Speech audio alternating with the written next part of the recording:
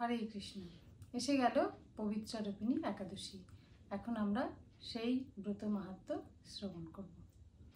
একদিন মহারাজ যুধিষ্ঠির ভগবান শ্রীকৃষ্ণকে জিজ্ঞাসা করলেন, হে প্রভু, শ্রাবণ মাসের শুক্লপক্ষের একাদশীর নাম কি তা কৃপা করে আমাকে বলুন। শ্রীকৃষ্ণ বললেন, হে মহারাজ, এখন আমি সেই পবিত্র ব্রত মাহাত্ম্য বর্ণনা করছি।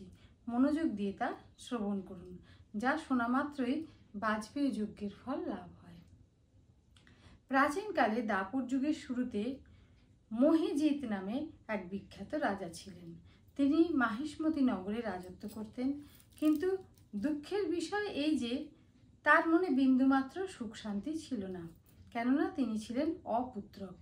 পুত্রহীনের ইহলোক ও পরলোক কোথাও সুখ হয় না, এইরূপ চিন্তা করতে করতে বহুদিন কেটে গেল, কিন্তু তবুও পুত্রমুখ দর্শন রাজা করতে পারলেন না। নিজেকে অত্যন্ত দুর্ভাগা মনে করে রাজা চিন্তাগ্রস্ত হলেন।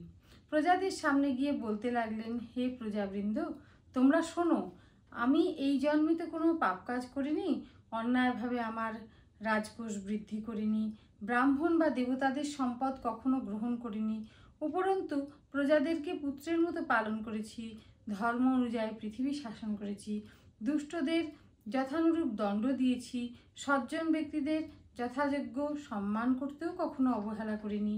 তাই হে ব্রাহ্মণগণ, এই প্রকার ধর্মপথ অবলম্বন করা সত্ত্বেও কেন আমার পুত্রলাভ হলো না, তা আপনারা কৃপা করে অনুসন্ধান করুন।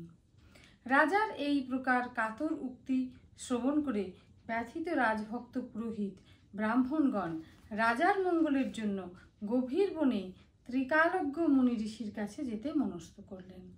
বনের মধ্যে ঋষিদের আশ্রম সকল দেখতে দেখতে তারা এক মুনির সন্ধান পেলেন।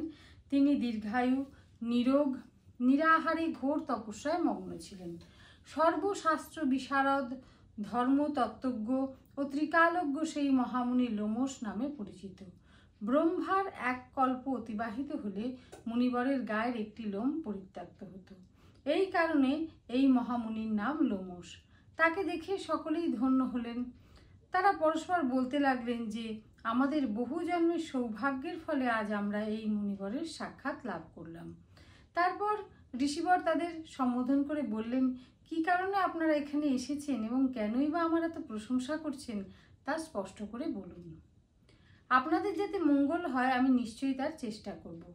ব্রাহ্মণেরা বললেন, হে ঋষিবর, আমরা যে উদ্দেশ্যে এখানে এসেছি আপনি তা কৃপা করে শুনুন। এই পৃথিবীতে আপনার মতো শ্রেষ্ঠ ব্যক্তি আর কোথাও নেই। মহিজিৎ নামে এক রাজা নিঃসন্তান হওয়ায় অতি দুঃখে দিন যাপন করছে। আমরা তার প্রজা, তিনি আমাদেরকে পুত্রের মতো পালন করেন, কিন্তু তিনি পুত্রহীন বলে আমরাও সবাই মর্মাহত। তার দুঃখ দূর করতে আমরা এই বনে প্রবেশ করেছি। হে ব্রাহ্মণ শ্রেষ্ঠ, রাজা যাতে পুত্রের মুখ দর্শন করতে পারেন, কৃপা করে তার কোনো উপায় আমাদের বলুন। তাদের কথা শুনে মণিবর ধ্যানমগ্ন হলেন।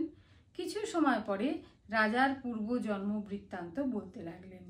এই রাজা পূর্বজন্মে এক দরিদ্র বৈশ্য ছিল। একবার তিনি একটি অন্যায় কার্য করে ফেলেন। ব্যবসা করবার জন্য তিনি এক গ্রাম থেকে অন্য গ্রামে যাতায়াত করতেন। একসময় জ্যৈষ্ঠ মাসের শুক্লপক্ষের দশমীর দিনে কোথাও যাওয়ার পথে তিনি অত্যন্ত তৃষ্ণার্ত হয়ে পড়েন। গ্রাম প্রান্তে একটি জলাশয় তিনি দেখতে পান। সেখানে জলপানের জন্য যান।